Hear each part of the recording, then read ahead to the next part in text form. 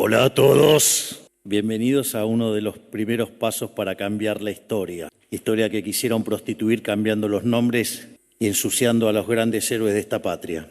Es un placer estar aquí con todos ustedes inaugurando el Palacio Libertad, Domingo Faustino Sarmiento.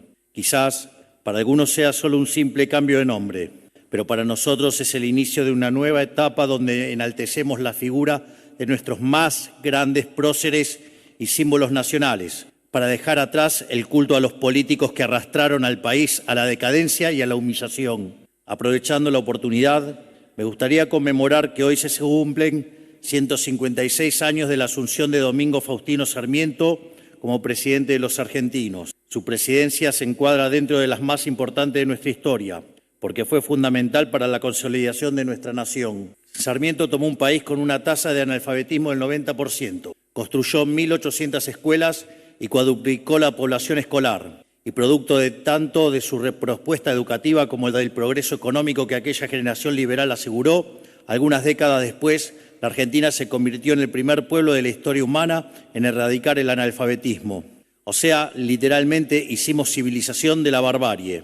Casi que les diría que, sin lugar a dudas, fue el primer gran pensador que desarrolló la teoría del capital humano, que tanto los liberales, por ejemplo, como el profe Spert, tanto admiramos a Gary Becker, que fue quien lo plasmó en el análisis microeconómico.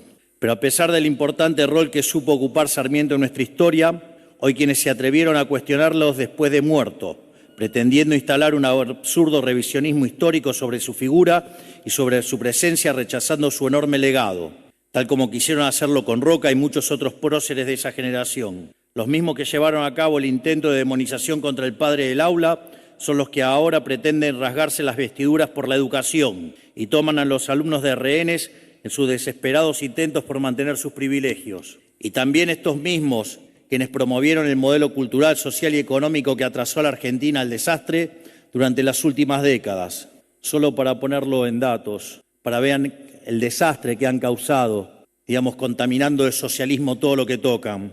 En función de las pruebas Aprender del 2023, hoy sabemos que de los chicos del primario, cerca del 40% tiene un mal desempeño en lengua y cerca del 50% un mal desempeño en matemática. En lo que tiene que ver con el secundario, de los que transitan el secundario, 8 de 10 tienen problemas de lectocomprensión, no entienden lo que leen. Y de los que terminan, 4 no logran entender un texto. Consecuentemente, si a eso le sumamos los problemas que tenemos en términos de alimentación y pobreza, a punto tal que han hecho de que 7 de cada 10 chicos de 0 a 14 años sean pobres, están poniendo muy mal el foco sobre el final de la carrera educativa, cuando tenemos problemas de formación de capital humano básico porque los chicos no comen y al mismo tiempo, después no pueden estudiar. Sin embargo, siguen intentando con el mismo modelo que fracasó hace más de 100 años, algo con lo que nosotros vinimos a ponerle fin y poner de pie de nuevo a la nación. Durante toda la campaña me han escuchado decir que preferimos decir una verdad incómoda que una mentira confortable. La verdad incómoda de la educación argentina es que la Universidad Pública Nacional hoy no le sirve a nadie más que a los hijos de la clase alta y los ricos y la clase media alta. En un país donde la gran mayoría de los niños son pobres y no saben leer, escribir ni realizar una operación matemática básica, el mito de la universidad gratuita se convierte en un subsidio de los pobres hacia los ricos, cuyos hijos son los únicos que llegan a la universidad con los recursos, la cultura y el tiempo como para poder estudiar. La universidad ha dejado de ser una herramienta de movilidad social para convertirse en un obstáculo para la misma. Si los que defienden las universidades verdaderamente creyeran en la movilidad social, tomarían el ejemplo de Sarmiento y en vez de defender una universidad para ricos, defenderían una educación inicial de calidad para todos. Y además podrían permitir que se los audite, ¿no? Porque acá no está ni en juego la cuestión de la universidad pública y gratuita. No está en juego, no está en discusión, no es parte de discusión.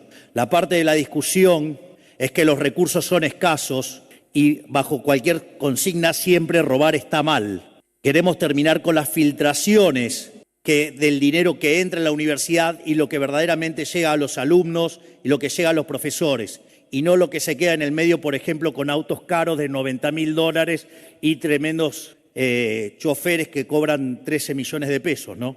Por eso los queremos auditar, no porque querramos cerrar las universidades como le mienten a la gente, sino porque además la queremos cuidar, cuidando los recursos, y para eso hay que auditarlas. Pero como diría el principio de revelación, si no quieren ser auditados, debe ser porque están sucios. Por lo tanto, señores, dejen de engañar a los argentinos y díganles la verdad, que no quieren ser auditados para mantener sus curros y que de esa manera utilizan y prostituyen una causa noble para seguir defendiendo el robo de algunas agrupaciones políticas.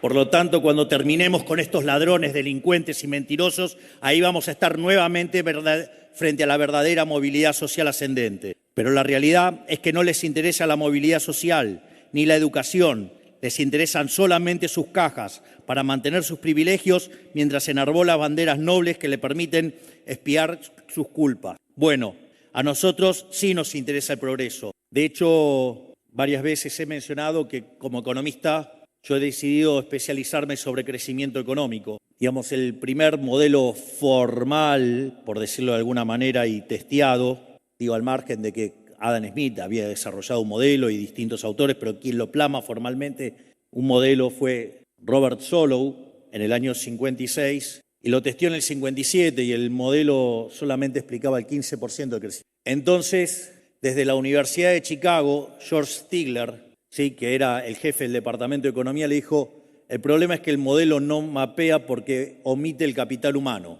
Y ahí salieron dos líneas de análisis de capital humano. Por un lado, la línea macroeconómica, que fue liderada por Hirofumi Usawa, quien fuera el tutor de tesis de uno de los más grandes economistas de la historia argentina, que se llamó Miguel Sidrowski, y que además también fue el que guió a Robert Lucas Jr., quien ganó justamente el Premio Nobel de Economía en el año 87. Y por otro lado, la línea de capital humano a nivel microeconómico, que fue lo que desarrolló Gary Becker. Ese debate, sin embargo, quedó dominado por la línea del MIT, la de Samuelson, la de Solow, y solamente se consideró la idea del progreso tecnológico y de modo exógeno, motivo por el cual esa literatura cayó, digamos, en el ostracismo, en el olvido, hasta que ya a fines de los años 70 Robert Lucas Jr. empezó a plantearse que la verdadera pregunta en economía era el crecimiento económico, digamos, y retoma el legado de Adam Smith y tratar de explicar el crecimiento económico. Y quien le encuentra la vuelta en el año 83 es un graduado de Chicago llamado Paul Romer, y a partir de ahí se construye la teoría del crecimiento endógeno, que genera un gran debate que para la teoría económica queda zanjado básicamente en el año 89 con un artículo de David Romer, Weil y Mankiw, y adivinen qué descubren: que cuando meten el crecimiento económico se explica cerca del 90% de lo que ocurre en el crecimiento económico de un país. Es decir, que con lo cual, si hay alguien que está convencido de la importancia del capital humano, soy yo. Si hay alguien que está convencido del valor de la educación, soy yo. Y por eso creé el Ministerio de Capital Humano. Dejen de mentir, delincuentes que no quieren ser auditados. Por eso hoy, 156 años después de la asunción presidencial, quiero ratificar que Sarmiento sigue siendo uno de nuestras grandes guías, junto, mal que les pese, a Julio Argentino Roca, a Urquiza, a Mitre, a Avellaneda, a Pellegrini y sobre todo a Juan Bautista Alberdi, porque tenemos la titánica tarea de volver a sentar las bases para el desarrollo económico, social y cultural de la nación, tal como lo hizo aquella generación de patriotas, que no son otra cosa que las bases para el ejercicio pleno de la libertad de cada uno de los argentinos. Esa es la única manera de honrar a nuestros próceres, con una obra a la altura de la suya, que coloque al país en la senda de la prosperidad nuevamente, y no vamos a parar hasta lograrlo. Y aquellos que quieran atentar contra las ideas de la libertad, que son sin duda las ideas del progreso, les recuerdo lo que decía Sarmiento cuando fue obligado a exiliarse por la intolerancia y la proscripción de la tiranía rosista: las ideas no se matan. Por lo tanto, Dios bendiga a los argentinos, que la fuerza del cielo nos acompañen, y ¡viva la libertad, carajo! ¡Viva la libertad, carajo! ¡Viva la libertad, carajo! Muchísimas gracias.